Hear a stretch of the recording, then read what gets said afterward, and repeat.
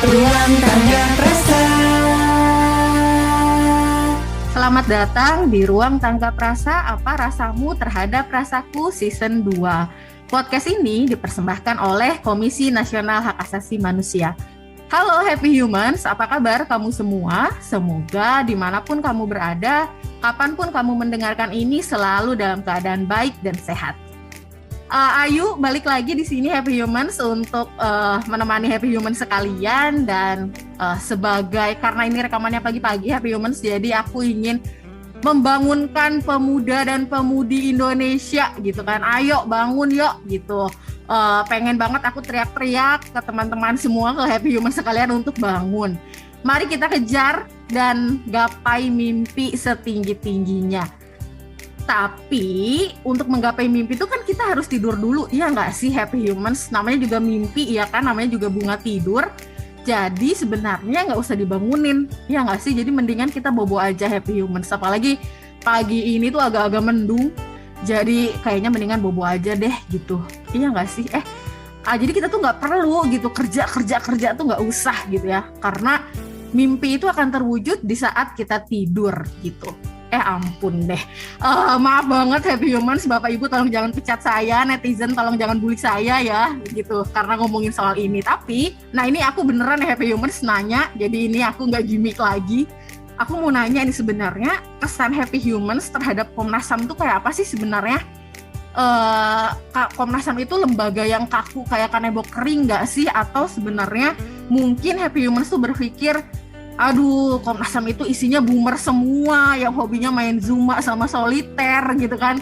Ya nggak sih? Atau jangan-jangan berpikir bahwa Komnas HAM itu semuanya laki-laki atau perempuannya cuma sedikit aja gitu. Please banget, nggak usah mikir gitu karena itu bener adanya. Nggak ada yang bercanda. Jadi maksudnya tuh itu nggak bener dong gitu. Komnas HAM itu kantor kementerian lembaga yang chill banget kalau menurut aku dan setidaknya oleh teman-teman tim Tanggap Rasa.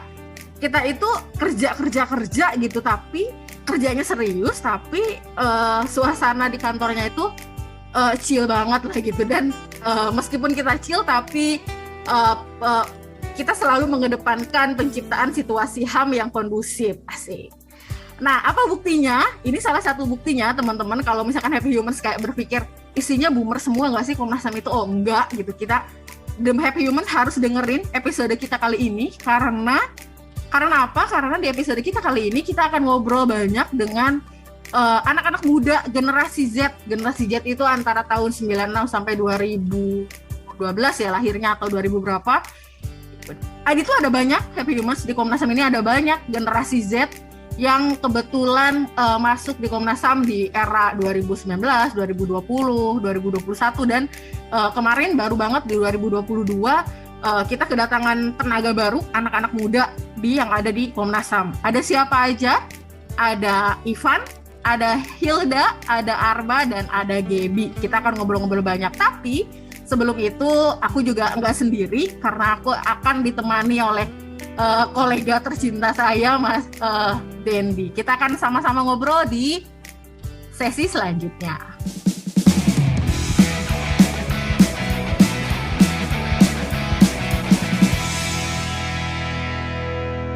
Halo Dendi, gimana nih semangat anak muda kita Den dengan pembukaan yang begitu chill banget dan nganak muda banget ini Den.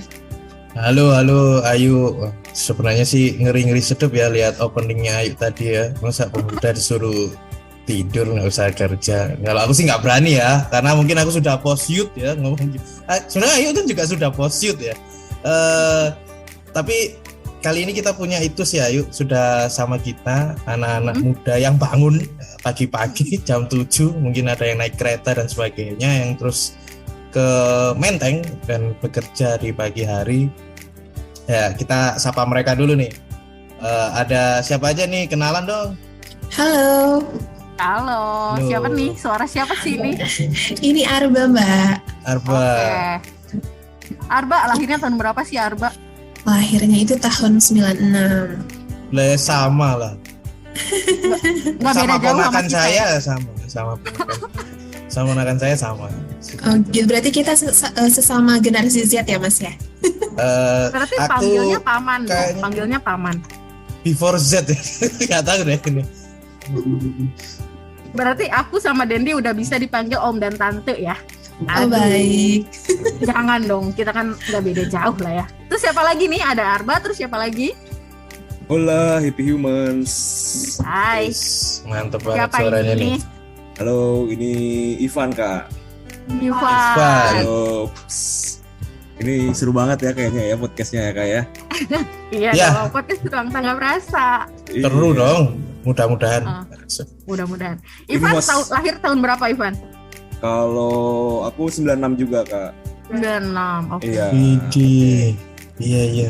Generasi akhirnya di ini Gen Z juga kan. Generasi akhir di Gen Z, tapi masih masuk Gen Z ya. Masih masuk Gen Z. Masih masuk Gen Z. Asik Iya. banget nih Gen Z. Oke, thank you Ivan, Arba. Ada lagi? Ada 2 lagi nih. Ada 2 lagi nih. Siapa nih? Woi. Halo. Siapa ini? Ini Gabriel, Mbak. Gabriel. Oke. Masih Gen Z juga lah ya, soalnya Gila. kita itu episodenya Gen Z semua. Jadi yang di luar Gen Z nggak bisa masuk. Nggak bisa. Ya, jadi host doang kalau di luar Gen Z. Tidak masih Gen Z tahu. Oh, masih Oke, ya? Aku Gabriel, masih ya? masih kita anggap Kenapa, aja Mbak? begitulah. Kenapa, Oke. Mas? Yang Gabriel, thank you. Kita akan ngobrol-ngobrol sebentar lagi. Yang terakhir nih, tamu di Ruang Tangga Rasa ada. Halo Happy Human. Iya, ini siapa nih? Aku Hilda Rahman, CPNS Pemantauan Komnas HAM. Oh, Hilda wis. Rahman. Jelas banget ya CPNS Pemantauan Komnas HAM lagi ya. Oke. Ini Dendi kayaknya teman-teman 4 orang ini ada Ivan, Arba, Gaby, Gabriel dan juga Hilda ini tuh kayaknya CPNS gitu ya, Dendi ya. Angkatan berapa Iya. sih? Kita dari angkatan 2022, Kak. 2022. Oke, seperti yang tadi aku bilang Dendi ya, bahwa Komnas HAM ini dapat tenaga baru nih, anak-anak muda yang bisa kasih gebrakan gitu kan ya. Iya, Buat Komnas HAM. ya itu tadi yang bangun pagi pastinya. Kalau Iya, bangunnya bangun siang telat mereka. Kalau yang bangunnya siang udah bukan orang Komnas lagi. Iya. Oke, teman-teman. Ini langsung aja ya ke pertanyaan. Saya sebenarnya penasaran banget kalian Apa tuh itu. penasaran? Iya, masuk Komnas tuh lo ngapain coba? Kenapa sih kok pingin masuk Komnas? Ya walaupun aku sendiri di Komnas ya, tapi aku lebih penasaran kalian sih. Iya kan, soalnya Gen Z banget, terus Mm. di mana apa perusahaan Startup lagi itu tuh lebih lagi merajalela menjanjikan gitu. masa depan nggak sih? Iya, lebih menjanjikan masa depan, terus kayak lebih modern office banget gitu kan. Ini kok teman-teman yang generasi Z yang anak muda zaman sekarang banget tuh kenapa sih tertarik ke Komnas? Coba deh cerita coba ke Happy Humans. Oke, boleh sharing, Boleh Kak? Arba. Oke, boleh Arba, silakan. Oke, sebetulnya Komnas HAM ini kan sebagai lembaga mandiri yang kedudukannya setingkat dengan lembaga negara lainnya nih, yang memiliki fungsi untuk melaksanakan pengkajian, penelitian, penyuluhan, pemantauan, dan mediasi HAM. Nah, mengingat tidak terlepas dari pengalaman masa lalu Indonesia yang dinilai penuh dengan pelanggaran HAM, menurut aku menjadi bagian dari Komnas HAM itu sebagai salah satu our responsibility sebagai generasi Z, menjadi bagian dari lembaga yang memiliki tugas untuk mencapai tujuan mengembangkan dan menciptakan kondisi yang kondusif bagi pelaksanaan HAM di Indonesia itu suatu kebanggaan luar biasa. Begitu sih Kak, kurang lebih. Asik. Merinding banget nggak tuh Dendi dengernya? Bahwa Undang-Undang 39 tahun 99 fungsi Komnas HAM disebut semua. Iya, Tapi yang lain deh coba our responsibility nih Dendi. Yes. Ada di Komnas. Sounds Oke, good. Arba, kalau yang lain gimana? Yang lain. Halo Kak. Ya, Gaby kenapa nih, Gaby? Mungkin kenapa saya interest di Komnas ini terpengaruh dari jurusan saya waktu kuliah kali ya, sebagai saya kan kebetulan ngambil politik ya Mbak ya. Oke. Menurut saya tuh HAM mempunyai peran penting dalam implementasi nilai-nilai demokrasi. Bagaimana membentuk pemerintahan yang demokrasi dan good governance itu diperlukan implementasi nilai-nilai HAM. Jadi untuk bisa terlibat aktif dalam, sebenarnya kan kalau kita tahu kan ini kan termasuk lembaga negara non kementerian ya, berfungsi sebagai state auxiliary bodies, punya fungsi pemantauan terkait pemantauan fungsi-fungsi dan bagaimana negara menjalankan perannya. Ya mungkin saya ada interest di situ sih Kak, untuk bisa terlibat aktif, bukan terlibat aktif sih, berperan sebagai anak muda. Mungkin begitu ya Mbak. Dosen-dosenmu pasti bangga nih Gabriel, kayak aduh gue berhasil banget nih ngedidik anak satu mahasiswa ini gitu. Kalau jadi dosennya Gabriel ya. Terus kalau menurut Gabriel tuh sebenarnya teori Adam Smith itu gimana sih? Oh enggak dong, bercanda dong. Ayo Ivan sama Hilda belum jawab. Jadi kenapa aku masuk Komnas HAM itu karena aku dulu ngambil jurusan hukum, gimana aku mempelajari tentang kebijakan pemerintah, gimana sih pemerintah itu melaksanakan tugas dan fungsinya dengan baik gitu. Tapi kan melalui ada mata kuliah yang lain, misalnya kayak KKN, atau kita bisa melihat langsung nih sebenarnya yang di masyarakat itu kejadiannya itu seperti apa, realnya terkait dengan kebijakan pemerintah. Selain itu juga di lingkungan kampus sendiri tuh banyak banget nih hal-hal yang enggak sesuai gitu, kayak terkait dengan hak asasi manusianya. Kayak di keluarga aku sendiri kan, karena keluarga aku yang sedikit otoriter ya gitu, maksudnya kayak kurang mau lah dari keluarga aku tuh, misalnya kayak aku ikut demonstrasi tuh kayak dilarang gitu, ngapain sih kamu ngelawan-lawan kayak gitu, padahal sebenarnya itu kan udah hak kita kan untuk berekspresi. Nah selain itu kan jadi aku kayak keinginan gitu, wah kayaknya kalau misalkan aku masuk lembaga Komnas HAM, aku tuh bisa berpartisipasi aktif gitu. Aku tuh punya selain itu kan fungsi Komnas HAM itu kan bagus gitu untuk pemenuhan hak asasi manusia. Jadi aku tuh pengen banget berpartisipasi aktif gitu dalam hak asasi manusia. Gitu Kak. Makasih. Nice, aduh jawabannya bikin minder nggak sih Den? Mantep banget, responsibility, interest, partisipatif aktif coba. Bikin minder nggak sih Dendi? Iya. Apakah sudah waktunya kita resign? Ya sepertinya begitu. Sepertinya begitu. Ya, tapi enggak dulu lah. Nanti dulu lah kita resignnya ya. Oke, jawaban terakhir nih dari Ivan. Jawaban terakhir dari Ivan nih. Ivan gimana nih? Hola Happy Humans. Nah kalau dari aku sendiri kenapa tertarik bergabung menjadi CPNS Komnas HAM, sebetulnya memang dilatar belakangi oleh ini juga Kak, waktu aktif di saat di kampus itu kan banyak memang wadah-wadah untuk terkait dengan peringatan hak asasi manusia. Nah salah satunya itu aksi Kamisan. Nah itu kan aksi Kamisan itu memang adalah hal rutin yang dilaksanakan untuk korban pelanggaran HAM. Nah selain itu juga sebetulnya dulu juga tertarik terhadap hak asasi manusia itu karena ada mata kuliahnya juga. Nah karena ada mata kuliahnya dan memang hak asasi manusia ini kan sifatnya universal. Jadi bahkan hak asasi manusia ini bisa menjadi bahasa pemersatu antar negara, antar bangsa. Nah maka dari itu ya sebetulnya yaitu untuk ketertarikannya awalnya dari situ. Nah belum lagi beberapa kali waktu pada saat masih menjadi masih aktif jadi mahasiswa itu Hari HAM Internasional 10 Desember itu jadi momentum yang paling bikin tertantang untuk promote, apalagi salah satunya hak asasi manusia itu kan perlu dipromot. Jadi gitu sih kalau aku sih Kak, kenapa tertarik menjadi CPNS Komnas HAM, dan ternyata ya syukur rezekinya ada di Komnas HAM. Seperti itu sih Kak. Aduh seneng banget deh aku denger ya. Mudah-mudahan pimpinan di Komnas juga dengerin seneng ya dan dia. Amin. Dan yang pasti bisa memanfaatkan,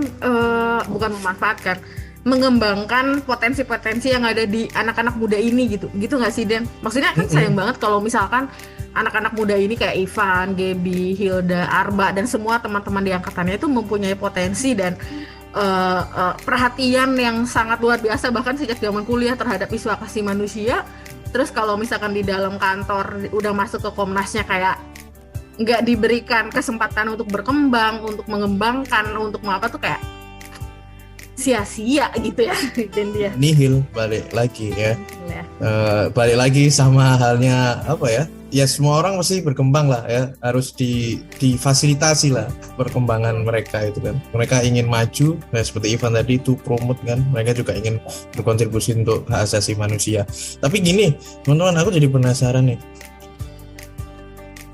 Ini Komnas HAM kan sering banget kalau kalian lihat media sosial gitu ya, sering banget ya dibully gitu. Nah, kalian pernah nggak sih ditanya-tanya tentang Komnas HAM? Kenapa sih sama teman-teman kalian ya yang di luar Komnas gitu, mungkin ketemu satu tongkrongan atau gimana gitu, bisa diceritain nggak kira-kira? Ada nggak pengalaman gitu kali ya kayak lo udah masuk Komnas nih, lo gimana nih gitu? Ada nggak sih pengalaman itu? Aku pernah sih Kak. Apa tuh cerita dong? Ya aku pernah waktu itu, apalagi kan isu yang terbaru ya, yang sedang booming. Jadi aku waktu itu ngumpul sama teman-temanku, gimana sih Komnas HAM kok rekomendasinya kayak gini, gimana sih Komnas HAM kok kerjanya kayak gini, betul gak sih, jangan berpihak dong kalau melakukan pengawasan, jangan berpihak gitu. Padahal kan apalagi aku yang di CPNS pemantauan itu banyak banget kasus yang masuk ke Komnas HAM kan, bagaimana tuh kita manajemen penanganan kasusnya kayak gimana, bagaimana kita harus betul-betul hati-hati nih dalam akhirnya tuh harus pokoknya semua hak asasi manusia itu terpenuhi, nggak cuman kita harus ngikutin maunya pengadu atau kita harus berpihak ke yang dilaporkan, tapi kita benar-benar gimana caranya pemenuhan hak asasi manusia itu dirasakan oleh semua pihak gitu. Nah itu mereka tuh mungkin kurang mengetahui lebih detail tuh gimana caranya kita manajemen atau mentreatment kasusnya itu dengan baik gitu. Iya sih, baiknya memang dijelaskan ya. Fungsi Komnas HAM tuh harus dijelaskan gitu ya. Kalau kita tuh sebenarnya kerja tuh ya sesuai mandat yang ada gitu. Dilebihi juga nggak boleh, dikurangi juga nggak boleh gitu. Mandatnya yang ada di undang-undang itu, dan selama ini ya Komnas HAM tuh berjalan sesuai dengan mandatnya gitu ya Hilda ya. Mungkin pengetahuan itu yang seharusnya lebih banyak orang untuk mengetahui seharusnya gitu ya. Dari Ivan, Gaby sama Arba ada nggak pengalaman yang yang sama seperti itu? Tapi kalau aku sih lebih ada pengalamannya ditanya ibu sendiri. Jadi waktu pulang, menarik tuh, gimana tuh? Waktu pulang ke kota asal, karena kebetulan di Jakarta juga sebagai pendatang ya Kak ya. Nah, pulang itu baru sampai rumah 10 menit ditanya, Van, kok Komnas HAM kasih rekomendasinya kayak gitu, kata ibu sendiri kan. Karena ini dari kasusnya kemarin ya, yang polisi tembak polisi, yang mungkin udah berkembang juga kasusnya. Nah ternyata ibu sendiri tanya ya, maksudnya dari aku sendiri ya akhirnya kasih sedikit prosesnya seperti apa dan kenapa akhirnya muncul rekomendasi seperti itu ya, sedikitnya memberikan gambaran lah terkait bagaimana cara kerjanya gitu. Karena bahkan ibu sendiri pun mempertanyakan kenapa seperti itu, karena mungkin tidak populer ya rekomendasi yang muncul gitu loh. Dan karena dari Komnas HAM sendiri kan ya memberikan pengawalan terhadap hak asasi manusia itu kan nggak cuman untuk satu pihak aja. Nah gitu sih kalau pengalaman aku sih, ditanya ibu sendiri. Iya, dan Mas Ivan dan kawan-kawan, jalanmu akan tetap panjang. Nanti di grup WhatsApp keluarga besar pasti akan ada saja yang bertanya itu sing sabar gitu ya, pesan dari seorang yang lebih dulu di Komnas gitu.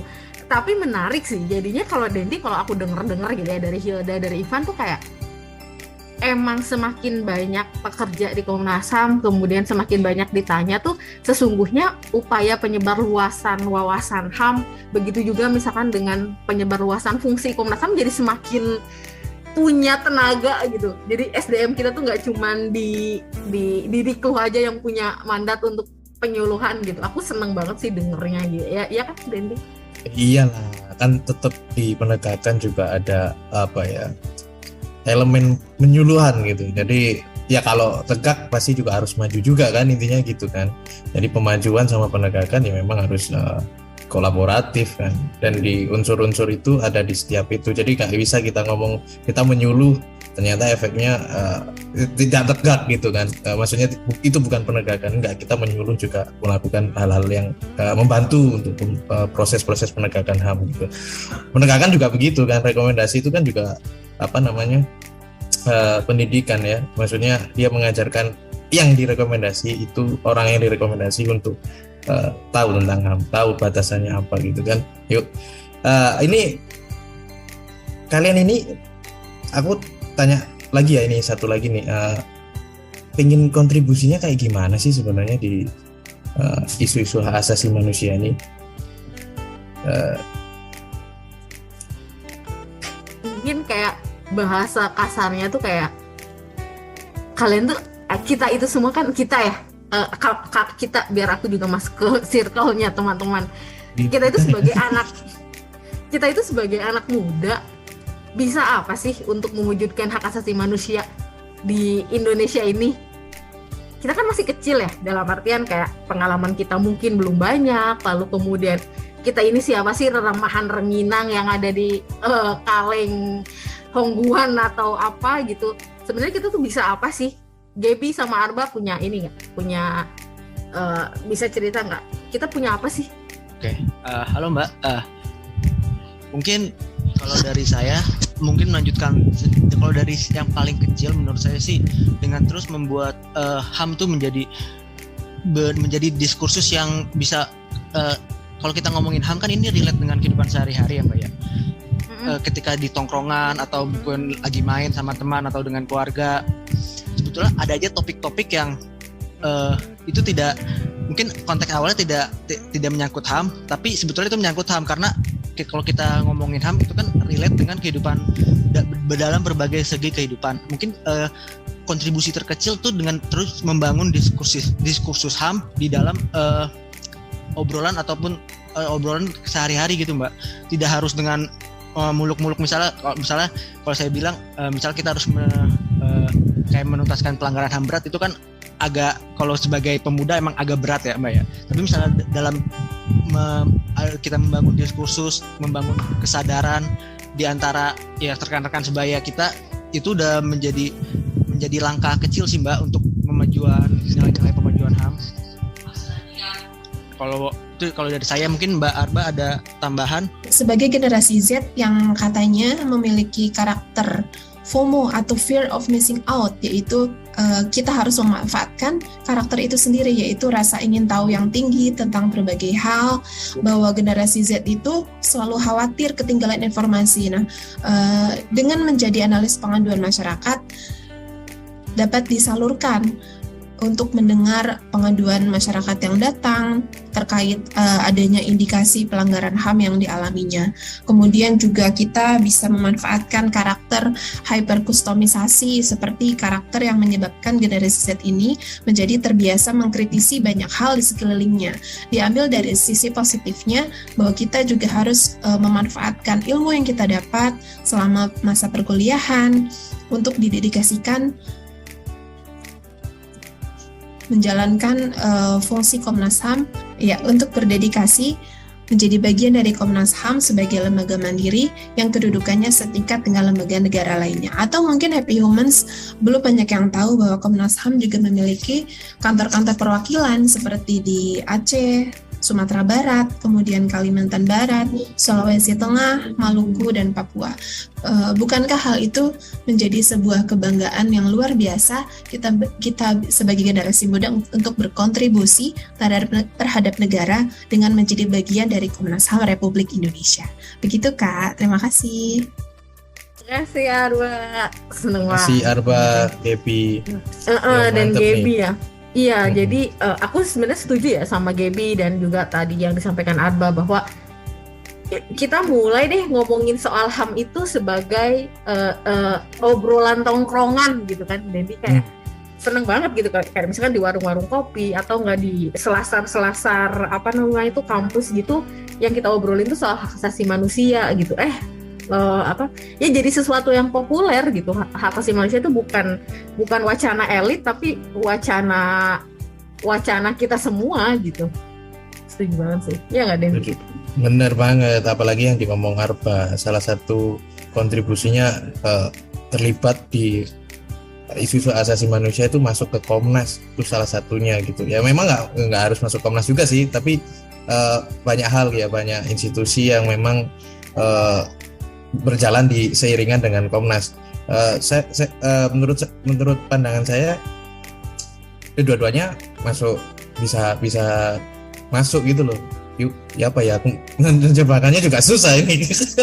Jadi yang satu itu isu HAM, Gaby bilang kalau ya kita mulai dari kecil dulu tongkrongan tadi.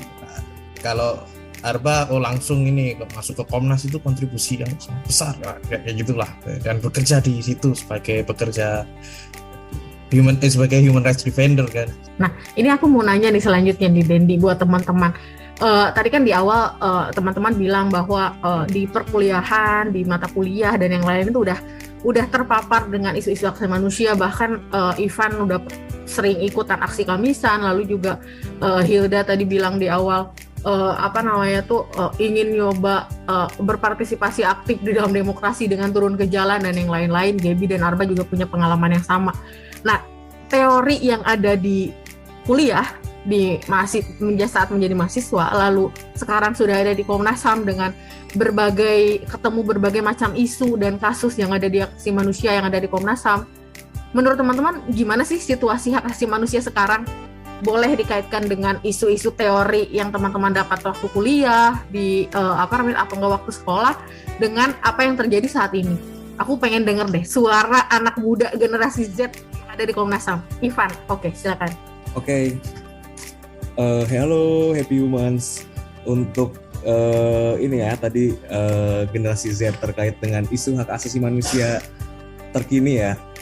Sebetulnya menarik ya, untuk generasi Z ini bisa dikatakan sebagai digital native ya. Jadi memang ya kami di dalam generasi Z ini dalam hal menemukan informasi itu sangat mudah dan tanpa ada batasan-batasan yang begitu besar ya.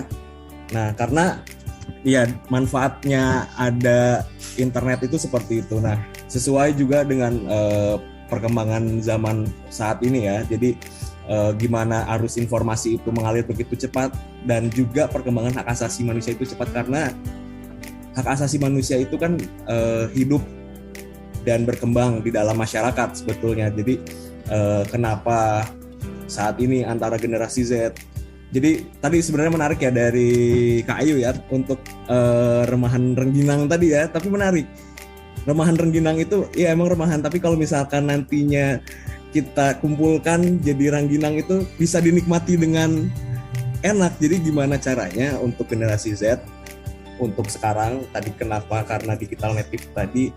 Ya prinsipnya sih ya kalau misalkan kita bersatu untuk memajukan dan tadi ya mempromosikan hak asasi manusia itu akan menjadi sesuatu yang besar, karena ada sedikit pepatah mungkin yang menyebutkan apa yang kita tanam hari ini tuh adalah apa yang akan kita tuai di masa yang akan datang. Jadi mempromosikan hak asasi manusia ini ya nantinya kita akan mendapatkan apa yang kita sebut dengan hak asasi manusia yang inklusif. Itu sih kalau dari aku sih Kak.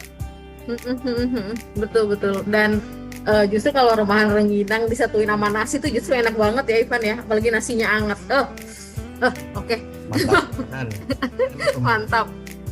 Gaby mungkin punya cerita nggak? Apa sih menurut Gaby tuh situasi alam saat ini tuh gimana sih? Mungkin ini kalau kita ngelihat menurut saya ya Mbak, salah satu keuntungan dari Gen Z dan Gen Milenial kan, sebetulnya nilai-nilai HAM tuh sudah menjadi, kalau menurut saya tuh sudah menjadi hal yang mungkin diskursusnya tuh sudah lebih terbangun gitu dibandingkan maksudnya selepas reformasi kan di Indonesia ada perkembangan perubahan politik, sosial politik, di mana nilai-nilai HAM menjadi lebih ditonjolkan. Dan saya melihatnya ini Gen Z dan milenial mungkin sudah lebih cukup aware terhadap nilai-nilai HAM. Kalau kita mau ngomongin, karena saya basisnya dari bagian pengaduan, ada beberapa pengadu itu kalau kita lihat dari demografi itu dia termasuk dalam kategori anak. Berarti anak ini bisa dikatakan berarti di bawah 18 tahun mereka sudah tahu bahwa jika haknya mereka dilanggar ada lembaga yang mempunyai kewenangan dalam menanganinya, yaitu Komnas HAM. Terlepas nanti apakah kalau sesuai dari pasal 91 kan apakah itu adalah lembaga yang atau upaya lain yang lebih efektif, itu kita lihat nanti. Tapi kesadaran hak itu sudah mulai tumbuh di 3 lapisan umur. Mungkin yang terpenting adalah jika nilai-nilai HAM ini sudah dipahami atau sudah mulai diskursusnya sudah mulai terbangun, kita akan kedepannya sih diharapkan ketika anak atau generasi yang sekarang ini menjadi pemimpin dalam melakukan atau membuat kebijakannya akan lebih memasukkan nilai-nilai HAM gitu, Mbak. Kebijakan yang diambil tuh akan lebih inklusif dan lebih memperhatikan semua elemen gitu, Mbak. Kalau menurut saya gitu. Jadi ada manfaat yang diperoleh Gen Z karena nilai HAM di era digital ini sudah diskursusnya itu sudah lebih terbuka dan berkembang gitu, Mbak. Ya, begitu kalau dari saya. Aku seneng deh Dendi, episode kita kali ini ya, beneran refresh banget gitu dari dari pekerjaan sehari-hari, dan beneran kerasa banget nih Komnas punya tenaga barunya tuh kerasa banget gitu ya Dendi ya. Ya, kayaknya kita udah mulai harus investasi. Kalau Komnas kerasa banget punya tenaga baru nih Dendi, sekarang sayangnya nggak kerasa banget karena udah lewat dari 30 menit. Ini sedih banget sih karena ngobrolnya asik dan senang mendengar jawaban dari teman-teman. Jadinya nggak kerasa udah lewat 30 menit. Jadi mungkin pertanyaan terakhir buat Ivan, Gaby, Arba, dan Hilda tentang ada nggak sih pesan buat Happy Humans yang mungkin generasi Z juga sama dengan kawan-kawan, karena berdasarkan data pendengar dari ribuan pendengar podcast Ruang Tangga Prasa ini, berdasarkan datanya itu usianya paling banyak itu di 18 sampai 30 tahun pendengarnya. Jadi mungkin masih ada generasi Z yang setia mendengarkan Ruang Tangga Prasa. Ada nggak pesan dari sesama Gen Z gitu ya?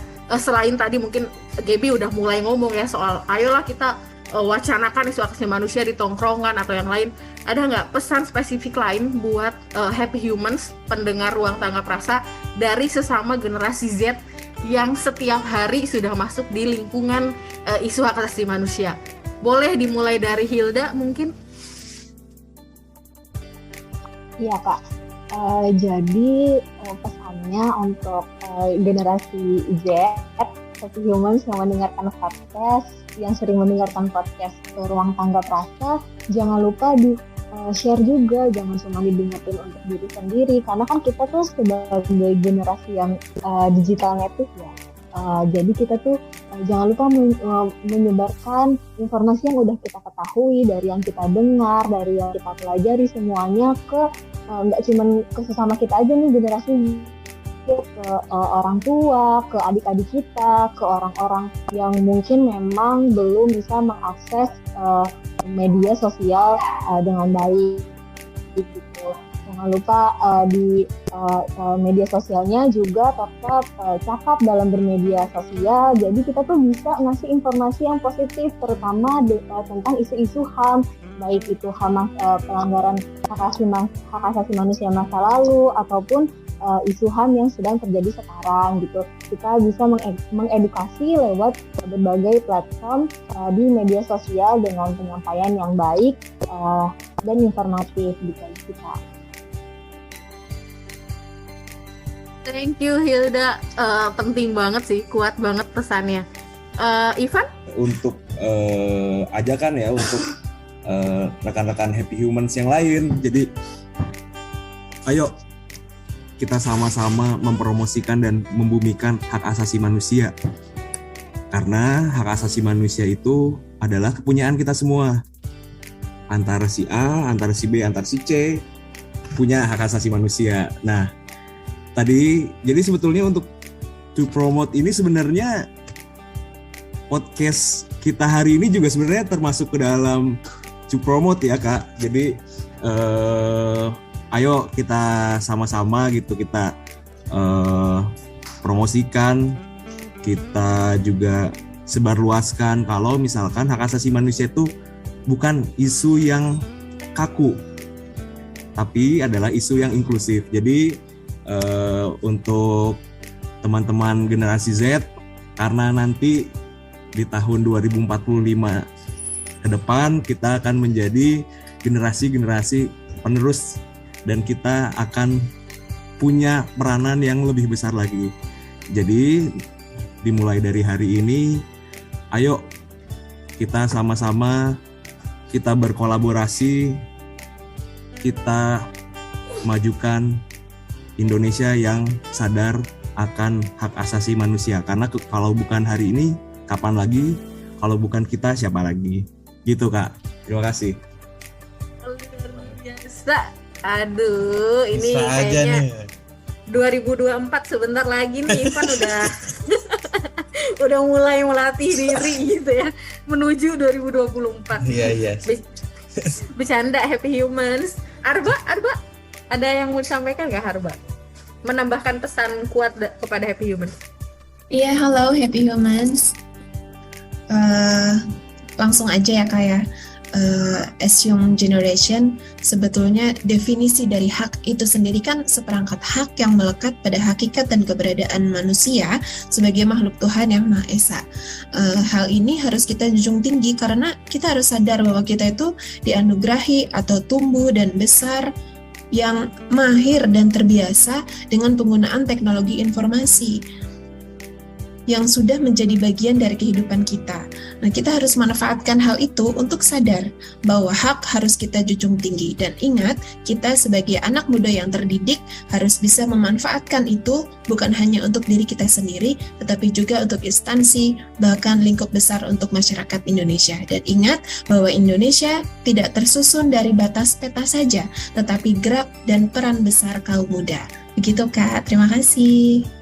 Aduh Arba, ini kalau tadi Ivan cocok buat 2024, kalau Arba itu cocok untuk jadi motivator. Iya nggak sih Mas Den?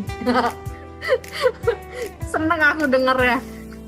Semoga Happy Humans juga pasti senang sebagai pendengar Arba dan teman-teman yang ada di sini. Terakhir dari Gaby. Halo. Kalau untuk dari saya mungkin sedikit menambahkan saja ya Mbak ya, untuk teman-teman nih khususnya generasi milenial, selain membangun diskursus di dalam tongkrongan sehari-hari, tentunya kan HAM ini kan bersifat dinamis ya. Sebetulnya nih kita di Komnas ada perpustakaan yang bisa yang bisa dibaca dan dikunjungi oleh secara umum dan terbuka di hari kerja.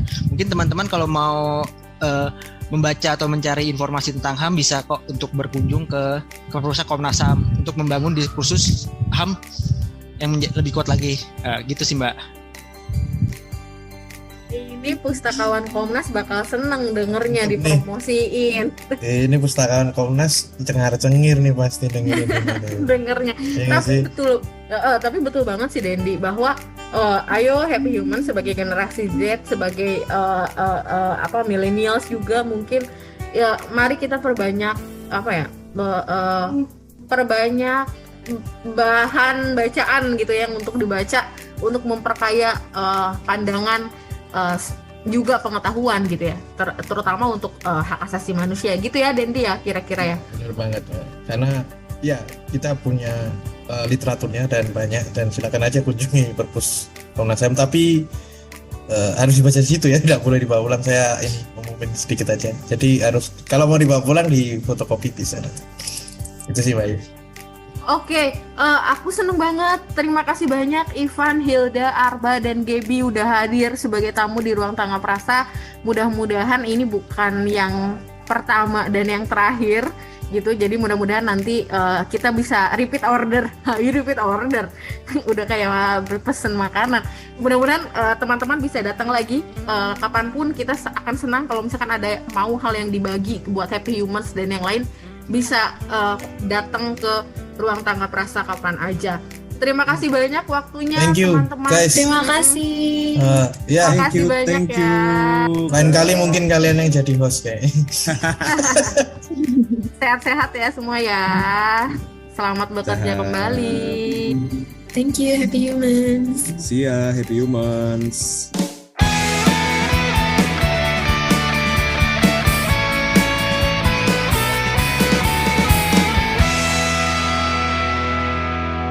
Ya, Happy Human seneng banget. Aduh, aku nggak ngerti lagi deh. Seneng banget kalau misalkan ngobrol-ngobrol sama anak-anak muda gitu ya. Jadi kayak serasa tenaganya tuh full lagi gitu. Dan Komnas HAM sangat beruntung bisa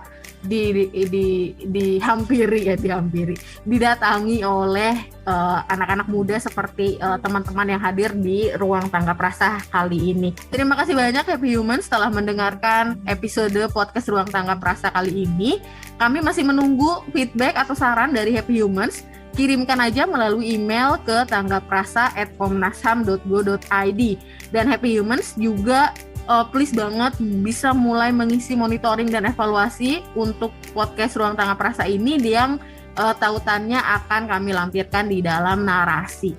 Nah, ikuti juga sosial media kami di Instagram @komnas.ham, Twitter @komnasham, Facebook Komnas HAM, YouTube Komnas HAM Channel. Dan kita juga bisa ngobrol di live chatnya website tanggaprasa.id setiap hari pada setiap hari kerja dan jam kerja tentu saja mulai pukul 1 sampai 3 sore waktu Indonesia Barat. Sampai berjumpa Rabu depan pukul 16 waktu Indonesia Barat di episode Ruang Tanggap Rasa berikutnya. Sehat-sehat Happy Humans.